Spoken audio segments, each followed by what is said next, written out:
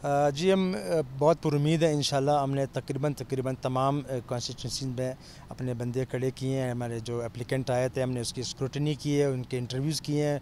लोगों ने माशाल्लाह हमें अच्छा रिस्पांस दिया है। उस इंटरव्यू के दौरान भी और एप्लीकेशन के दौरान भी बहुत लोगों ने बढ़ चढ़ के हमारे साथ एप्लीकेशन दिए। तो उम्मीद तो इंशाल्लाह बहुत है कि अल्लाह इंशाल्लाह हमारे साथ इस इंतखाबात में हमारे पर करम करेगा।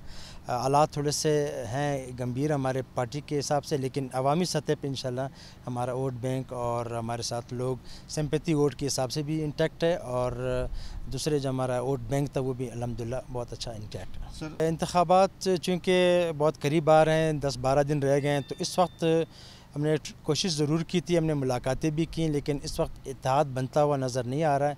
एक आध जगह पे अगर कोई सीट एडजस्टमेंट किसी के साथ होगी तो हो गई, अदरवाइज़ कोई इत्तेहाद का मुझे कोई इम्कान नज़र नहीं आ रहा है। दिन जी हम लोगों को बताते हैं कि जी आप शेर के निशान पे मोहर लगाएं, और हमारा निशान शेर है, ये बहुत वाज़ेह तौर पे बताते हैं।